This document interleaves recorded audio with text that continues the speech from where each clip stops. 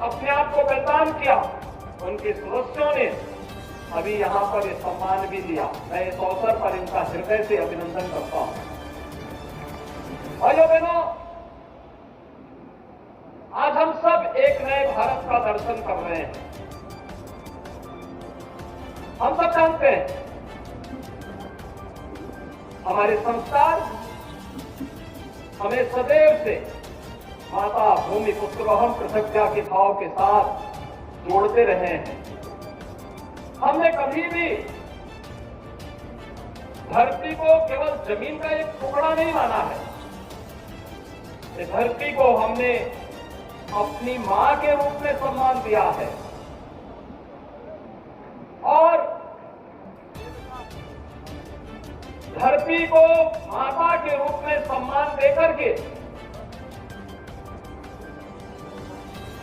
उसके प्रति जो कुछ भी अभिष्ट है, जो कुछ भी अच्छा है, वह कर गुजरने की तमन्ना के साथ हर भारतवासी कार्य करता है। यही कारण है हजारों हजार वर्ष की इस विरासत पर हम गौरव की अनुभूति करते हैं। यही कारण है इन कार्यक्रमों को आगे बढ़ाने में हर भारतवासी गौरव की अनुभूति करता है। यही कारण है कि अनेकता में एकता के दर्शन भारत के अंदर होते हैं।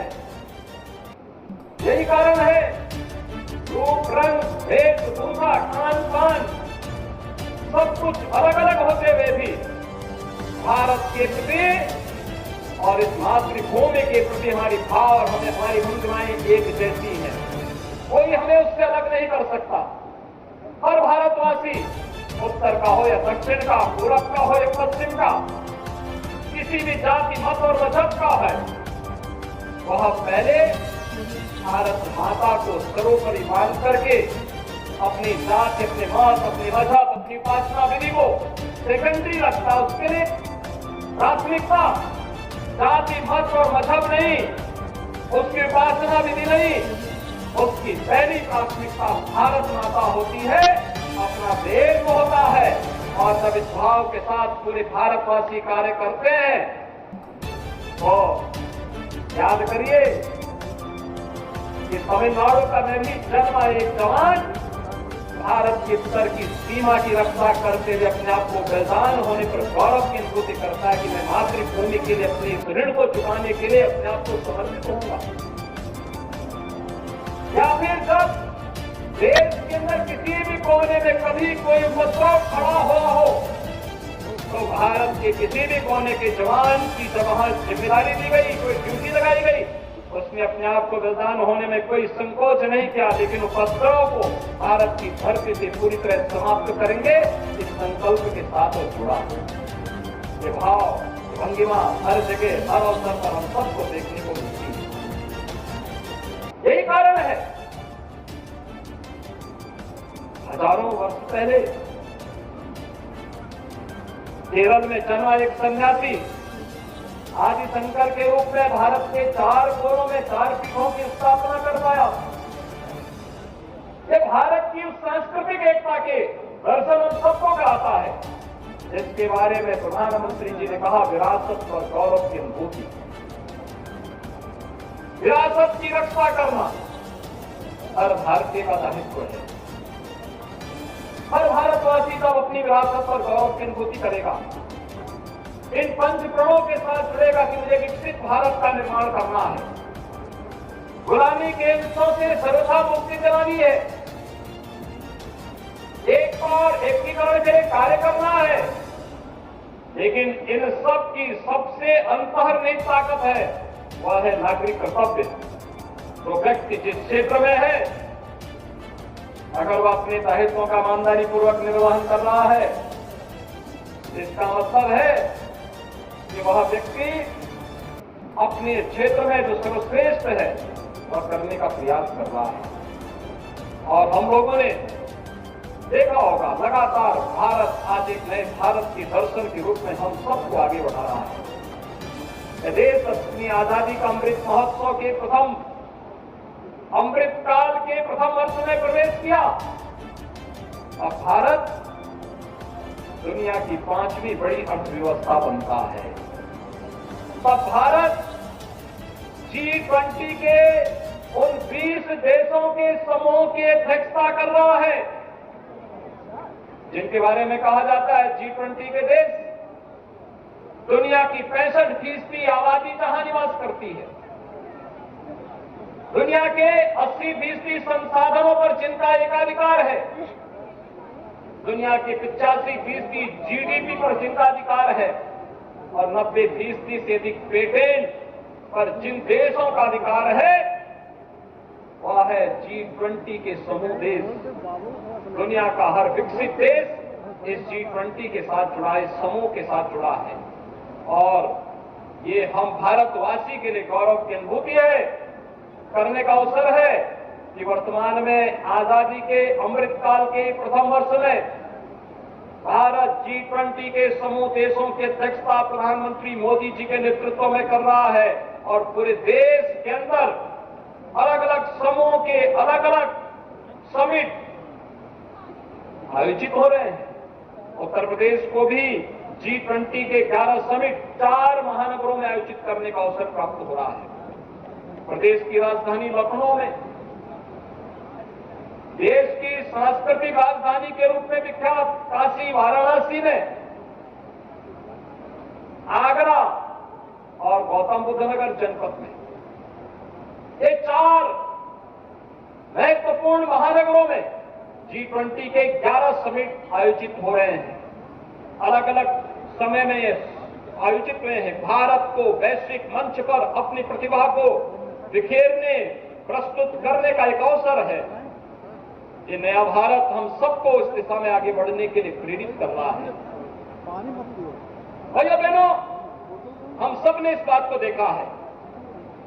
पिछले 9 वर्ष में भारत में जो यात्रा प्रारंभ की है वह सचमुच हर भारतवासी को विकसित भारत के संकल्प के साथ जोड़ता है और भारत की जो शानदार यात्रा 9 वर्षों की है,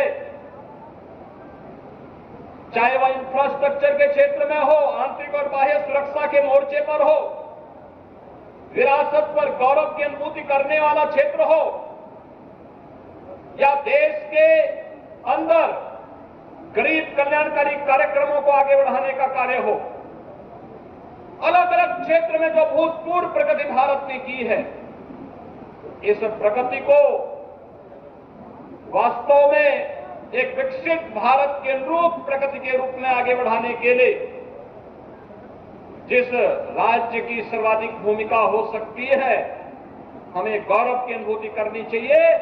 उस राज्य उत्तर प्रदेश के हम सब वासी हैं और हम भी भारत को दुनिया की एक महाशक्ति के रूप में स्थापित करने के लिए अपने स्तर पर प्रयास कर पा रहे हैं।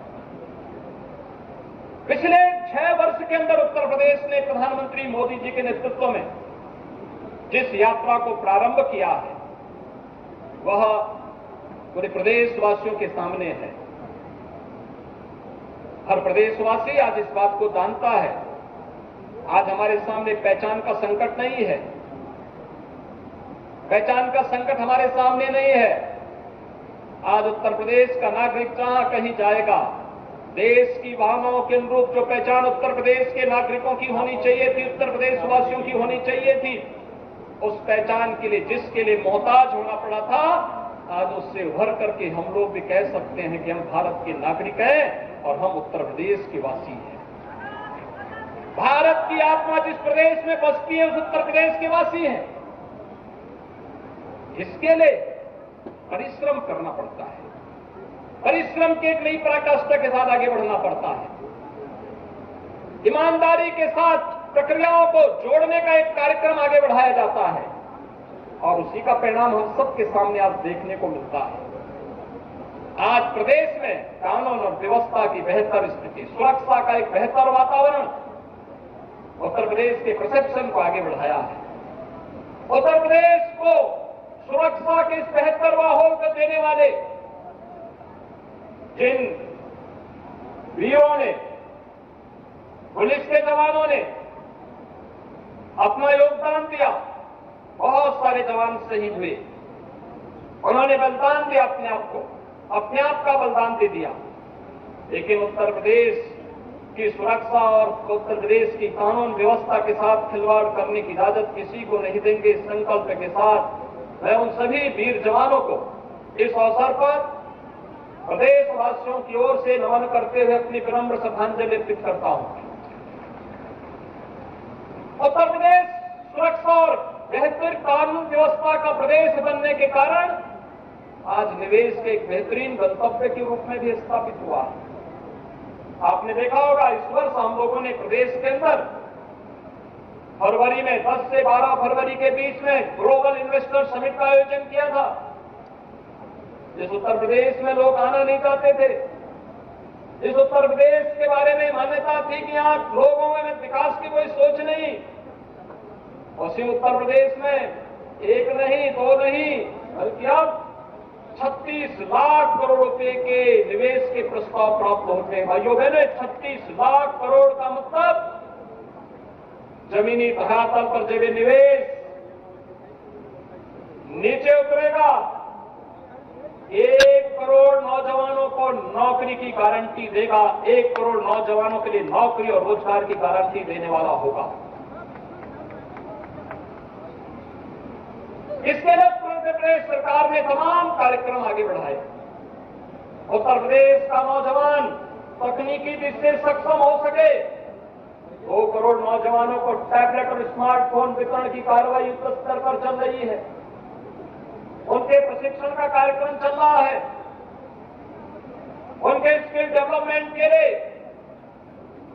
निरंतर प्रयास चल रहे हैं। अलग अलग स्तर पर स्किल डेवलपमेंट के साथ जोड़ने और रोजगार के अवसर को सृजित करने के विभिन्न प्रकार के कार्यक्रम किए जा रहे हैं। भर्ती की प्रक्रिया को ईमानदारी और पारदर्शिता के साथ निष्ठापूर्ण तरीके से लागू करके उत्तर प्रदेश के नौजवानों के लिए अनेक अवसर उपलब्ध करवाए जा रहे हैं। आज उत्तर प्रदेश की भर्ती की प्रक्रिया पर कोई प्रश्न नहीं खड़ा कर सकता। उत्तर प्रदेश के अंदर आज कोई भी व्यक्ति उत्तर प्रदेश के अंदर कानून व्यवस्था पर कोई प्रश्न नहीं खड़ा कर सकता। और उत्तर प्रदेश में निवेश करने के लिए देश और दुनिया का हर बड़ा निवेशक आज उत्तर प्रदेश के अंदर निवेश करने के लिए उतावला दिखाई देता है। ग्लोबल इन्वेस्टर समिट उसका एक उदाहरण है। कानून व्यवस्था की बेहतर स्थिति का परिणाम है। उत्तर प्रदेश में हमारे प्रमुख धर्मस्थलों पर पर्यटकों की संख्या बढ़ी है। काशी एक नई काशी के रूप में दुनिया को आकर्षित कर रही है।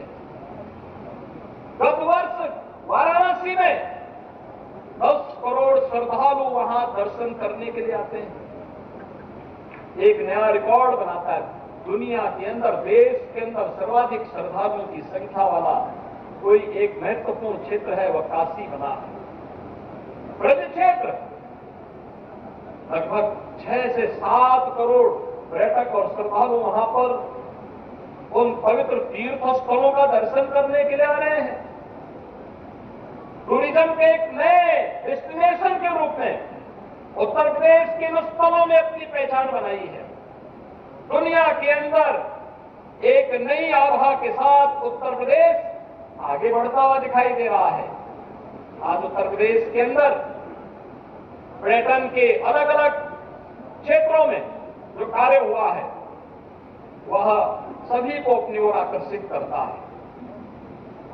एक विरासत के सम्मान के साथ जोड़ते हुए 2019 के प्रयागराज कुंभ से प्रारंभ हुई वह यात्रा आज काशी विश्वनाथ धाम हो, ब्रज क्षेत्र हो, अयोध्या धाम हो, विंध्यवासिनी धाम हो या फिर हेरिटेज और इको टूरिज्म के क्षेत्र में आगे बढ़ने का हो, हर एक क्षेत्र में एक नई प्रगति की ओर आगे बढ़ता हुआ अनेक रोजगार की संभावनाओं को आगे बढ़ाने का कार्य भी कर रहा है। उत्तर प्रदेश इंफ्रास्ट्रक्चर के रूप में आज इंफ्रास्ट्रक्चर स्टेट के रूप में जाना जा रहा है।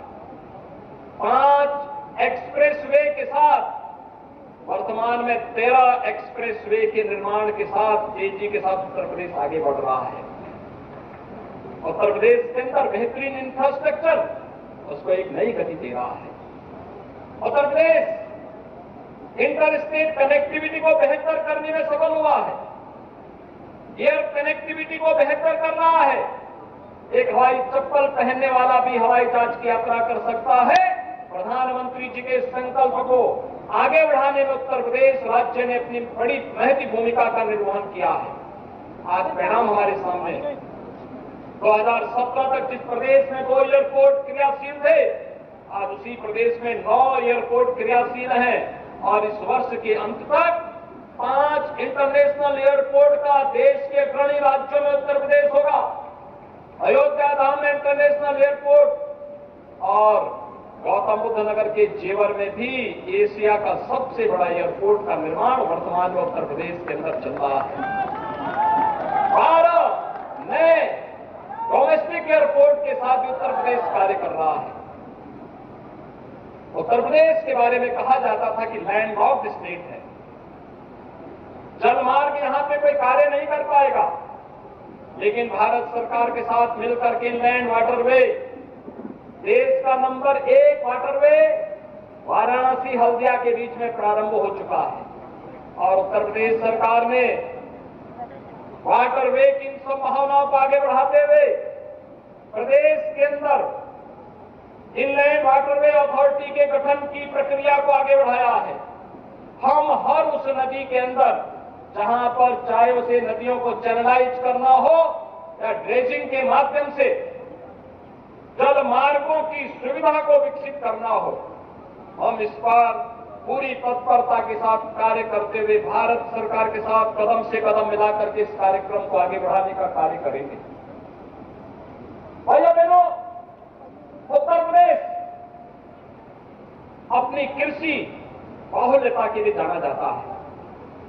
उत्तर प्रदेश के अंदर सर्वाधिक रोजगार देने वाला सेक्टर था, नंबर 1 पर कृषि था, लेकिन उपेक्षा के कारण धीरे धीरे करके अपनी पटरी से उतर चुका था। लोग पलायन कर रहे थे। पिछले 9 वर्ष के अंदर सॉयल हेल्थ कार्ड की व्यवस्था रही हो, प्रधानमंत्री फसल बीमा योजना, प्रधानमंत्री कृषि सिंचाई योजना, इन सभी योजनाओं को लागू करने का कार्य रहा हो, या 2017 के बाद सरकार गठन होने के बाद प्रदेश सरकार के द्वारा अन्नदाता किसानों के लिए प्रोक्योरमेंट की नीति को लागू करने, एमएसपी का लागत का 1.5 गुना दाम अपने अन्नदाता किसानों को देने का कार्य रहा हो, या फिर फसलों के विविधीकरण के कार्यक्रम को आगे बढ़ाने का कार्य।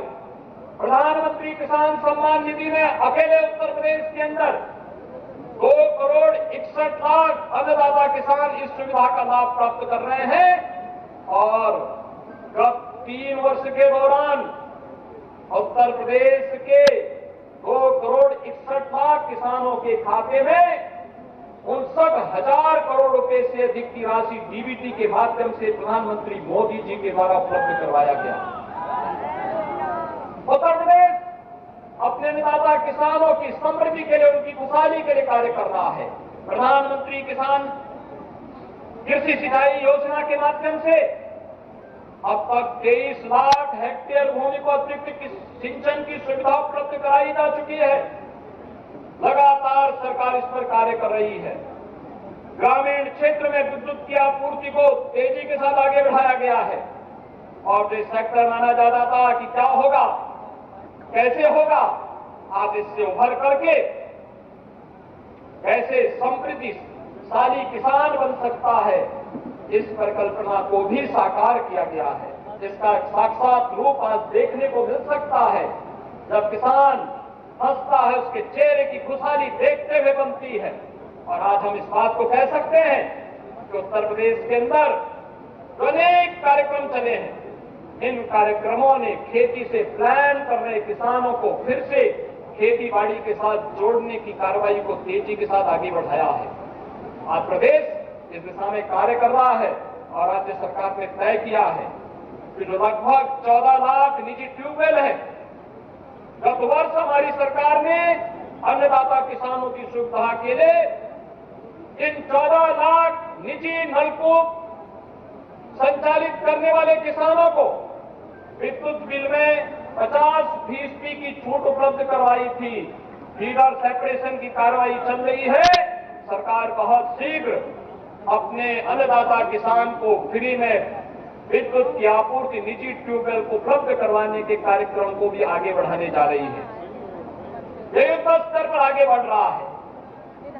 बेटी बचाओ बेटी पढ़ाओ के कार्यक्रम को प्रभावी ढंग से आपको लागू करने का कार्य आज प्रदेश के अंदर देखने को मिल रहा है। चाहे वह बेसिक एजुकेशन में हर विद्यार्थी को 1,91,00,000 बच्चों को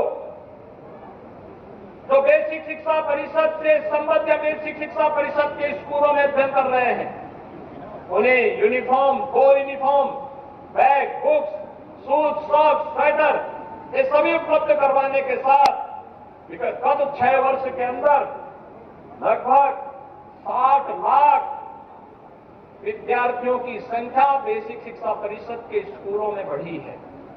आज वहां पे ऑपरेशन कायाकल्प का कार्य हो या स्मार्ट क्लास, टॉयलेट और पेयजल की विशुद्ध यानी शुद्ध उपलब्धता, ये सभी कार्यक्रम युद्ध स्तर पर आगे बढ़ रहे हैं। और श्रमिकों के बच्चों के लिए भी अटल आवासीय विद्यालय इसी सत्र में प्रारंभ होने जा रहे हैं। एक श्रमिक का बेटा भी अत्याधुनिक शिक्षा अर्जित करेगा। यह अब कल्पना नहीं बल्कि साकार होने जा रहा है। 18 अटल आवासीय विद्यालय रजिस्टर्ड श्रमिकों के बच्चों के लिए। और कोविड कालखंड में जिन बच्चों ने अपने अभिभावकों को खोया है, माता पिता को खोया है, मुख्यमंत्री बाल सेवा योजना के साथ जुड़े हुए बच्चों को भी हम लोग इन विद्यालयों में प्रवेश के साथ जोड़ने जा रहे हैं। लगातार इस प्रक्रिया को आगे बढ़ाने का कार्य माध्यमिक शिक्षा के क्षेत्र हो या उच्च शिक्षा का क्षेत्र, तकनीकी हो या व्यावसायिक शिक्षा, राष्ट्रीय शिक्षा नीति ने एक नई संभावनाओं को जन्म दिया है। और एक अवसर है जब भारत एक बार फिर से दुनिया के अंदर एजुकेशन हब के रूप में अपने आप को स्थापित कर सकता है। ये सदी भारत की सदी हो शिक्षा के क्षेत्र में, इस पर कार्य करने के लिए निरंतर नए प्रयास को आगे बढ़ाने की आवश्यकता है। इसमें तकनीक का उपयोग भी किए जाने की आवश्यकता है। स्वास्थ्य के क्षेत्र में इंसेफ्लाइटिस से त्रस्त होता था यह प्रदेश इस कालखंड में। ये सीजन था, जुलाई से लेकर के नवंबर तक हजारों बच्चे इंसेफ्लाइटिस से कालकलवित होते थे, इसकी चपेट में आते थे, असमय कालकलवित होते थे। और मुझे बताते हुए प्रसन्नता है गत 6 वर्ष के अंदर हुए प्रयासों का परिणाम इंसेफ्लाइटिस से हजारों बच्चे जो कालकलवित हुए थे, आज उनको बचाने में सफलता प्राप्त हुई। 98% बीमारी को पूरी तरह नियंत्रित करने और मौत के आंकड़ों को कंट्रोल करने में उत्तर प्रदेश ने सफलता प्राप्त की है। हेल्थ इंफ्रास्ट्रक्चर तेजी के साथ आगे बढ़ा है। 1 डिस्ट्रिक्ट 1 मेडिकल कॉलेज की परिकल्पना साकार हुई है। और तेजी के साथ इस क्षेत्र में जहां कार्य हुआ है वहीं हेल्थ एंड वेलनेस सेंटर के माध्यम से भी हेल्थ टूरिज्म को आगे बढ़ाने के लिए प्रदेश सरकार पूरी प्रतिबद्धता के साथ कार्य करते हुए लगातार प्रदेश के अंदर आयुष्मान भारत की योजना हो या मुख्यमंत्री जन आरोग्य योजना, 10 करोड़ परिवारों को 10 करोड़ लोगों को 5 लाख रुपए की स्वास्थ्य बीमा का कवर भी उपलब्ध करवाने का कार्य कर रही है। बेटी बचाओ बेटी पढ़ाओ में 15 लाख बालिकाओं को मुख्यमंत्री कन्या सुमंगला योजना के साथ जोड़ने और 2 करोड़ बेटियों की शादी मुख्यमंत्री सामूहिक विवाह योजना के माध्यम से भी करने में सफलता प्राप्त हुई है। भाइयों बहनों, हमें नए भारत के साथ जुड़ना है। प्रधानमंत्री मोदी जी ने 2027 तक भारत को दुनिया की तीसरी बड़ी अर्थव्यवस्था के रूप में स्थापित करने का एक संकल्प देशवासियों को दिया है। स्वाभाविक रूप से देश की आबादी का लगभग 5वां भाग उत्तर प्रदेश के अंदर निवास करता है। इतनी बड़ी आबादी जिस प्रदेश में निवास करती हो उस प्रदेश का भी तो कोई दायित्व होगा। उत्तर प्रदेश कृषि के क्षेत्र में इस दायित्व को बखूबी अपने अन्नदाता किसानों के माध्यम से कार्य कर रहा है। उत्तर प्रदेश ने कृषि योग्य कुल भूमि का देश का 11% भाग उत्तर प्रदेश के पास है, लेकिन हमारे अन्नदाता किसानों के परिश्रम के फलस्वरूप उत्तर प्रदेश देश के अंदर खाद्यान्न आपूर्ति का 20% उत्पादन करने में सफल हुआ है।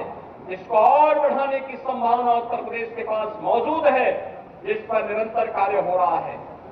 उत्तर प्रदेश अगर भारत दुनिया के अंदर सबसे युवा राष्ट्र है, तो भारत के अंदर उत्तर प्रदेश देश का सबसे युवा प्रदेश भी है। 56% जनसंख्या हमारे पास ऐसी है जो कामकाजी है। इसके परिश्रम और प्रसार पर हम सबको गौरव की अनुभूति करनी होगी, इसे आगे बढ़ाना पड़ेगा, उस प्रकार का अवसर से देना होगा।